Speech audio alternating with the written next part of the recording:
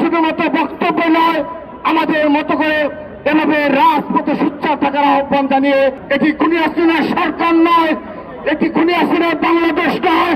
ছাত্র সংগঠনগুলো মাঝে কিন্তু এই খুনি হাসিনার বিরুদ্ধে এবং ভারতীয় আগ্রাসনের বিরুদ্ধে পুরো ছাত্র সমাজ এক এবং ঐক্যবদ্ধ রয়েছে। আমরা আশ্বস্ত করতে চাই, বাংলাদেশের সকল ছাত্র সংগঠন বাংলাদেশ জাতীয় ছাত্র দলের নেতৃত্বে ভারতীয় আগ্রাসনের বিরুদ্ধে সকল প্রতিকূল সকল পরিবেশ মোকাবেলা করার জন্য সম্পূর্ণরূপে আমরা প্রস্তুত রয়েছি।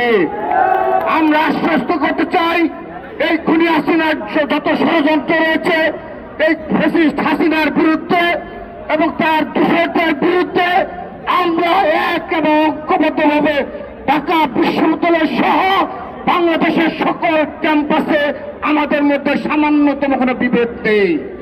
সেজন্য সতর্ক হওয়ার আহ্বান জানাচ্ছি, বিশেষ করে ভারতীয় সরকারকে। এটি খুনি হাসিনার সরকার নয়, এটি খুনি হাসিনার বাংলাদেশ নয়, এটি একটি নতুন ধারার বাংলাদেশ, যে নতুন বাংলাদেশের নেতৃত্ব দিচ্ছেন বিএনপির ভারপ্রাপ্ত চেয়ারম্যান জনাব তারেক রহমান। সেজন্য আগামীতে এই ফ্যাসিস্টের বিরুদ্ধে, ভারতীয় আগ্রাসনের বিরুদ্ধে এভাবে এক এবং ঐক্যবদ্ধভাবে আমরা লড়াই করব, সংগ্রাম করব। সর্বশেষ এই একইভাবে অপর আমি ছাত্র সংগঠনের উপর নিকটে আহ্বান জানাচ্ছি, শুধুমাত্র সোশ্যাল মিডিয়ায় নয়, তারা শুধুমাত্র বক্তব্য নয়, আমাদের মতো করে এভাবে রাজপথে সোচ্চার থাকার আহ্বান জানিয়ে আমি আমার বক্তব্য শেষ করছি।